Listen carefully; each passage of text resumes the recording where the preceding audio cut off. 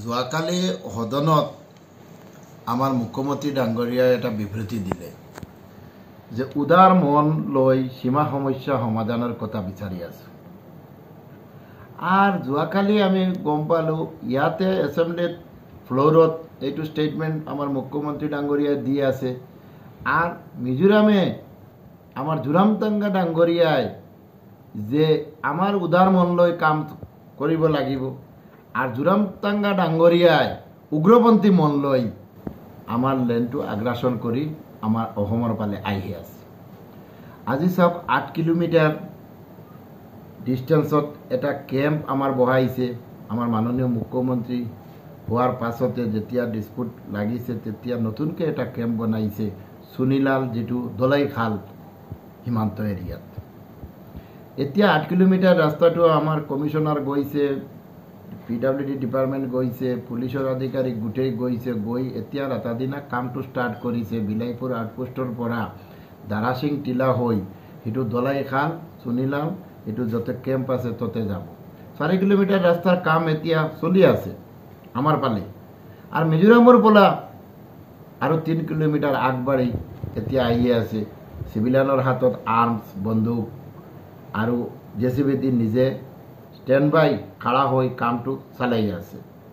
যোৱাকালি খবৰ পাই আমি গোটেই আমাৰ ADGP GP সিং আৰু IGP আগৰৱাল সাহেব DC SP গোটেই আমি সেই খবৰটো জানালো যে এনেকা আমাৰ কেম্পত এতিয়া কেনেকা ৰাস্তাটো যাব। হাফডান হৈ আছে, হাফডানত সিহঁতে হাফডান জায়গা দখল কৰি লৈ গৈ আছে। আজি যোৱাকালি ৰাতি আৰু 11:30টাত এটা ঘটনা ঘটিলে। আজি ৰাতিপুৱা আমি খবৰ পালোঁ যে সাবমাৰা এৰিয়াত পাকুৱাপুঞ্জি বুলি এটা নালা আছে। সেই পাকুৱাপুঞ্জি বস্তিত এটা আমাৰ LP স্কুল আছিলে, সেই স্কুলখন বম ব্লাষ্ট কৰিলে, গ্ৰেনেড মাৰি দিলে। এনেকা সব দুফালে মাৰিছে। আজি 4-5 দিন হোৱা নাই আমাৰ মুখ্যমন্ত্ৰীৰ হস্তগত আমাৰ ৰাইজে যিমান NGO সংস্থা আছে সেইবিলাকে অৰ্থনৈতিক অৱৰোধটো উদ্যোগ কৰিলে আৰু মাল মেটেৰিয়েলছ মিজোৰামত গৈ আছে। এনেকা অৱস্থাত আকৌ সিহঁতক আমাৰ জমিটো আগ্ৰাসন কৰি আছে। আৰু সদায় আমাৰ মুখ্যমন্ত্ৰী ছাৰে কৈ আছে যে আমি 1 ইঞ্চি মাটি নিদিম। এতিয়া যেটো কথা কৈ আছে এছেম্বলিত সেই টাইমতো আমাৰ জমিটো দখল কৰি আছে, ৰাতি আৰু বম ব্লাষ্ট কৰি আছে। এতিয়া আমি আমাৰ মুখ্যমন্ত্ৰী সাহেবক অনুৰোধ কৰিছোঁ যে মিজোৰামৰ মুখ্যমন্ত্ৰীৰ লগত কথা পাতি এইবিলাক আগ্ৰাসনটো বন্ধ কৰক। আমি 1 ইঞ্চি নিদিম। আৰু 3 কিলোমিটাৰ লৈ গৈছে। আমাৰ LP স্কুল বম ব্লাষ্ট কৰিছে, আগতে 2টা LP স্কুল বম ব্লাষ্ট কৰিছে, এটা মছজিদ বম ব্লাষ্ট কৰিছে, এটা মন্দিৰ বম ব্লাষ্ট কৰিছে। আজি 2টা কেম্প নতুনকে আমাৰ মুখ্যমন্ত্ৰী হোৱাৰ পাছত বনাই আছে।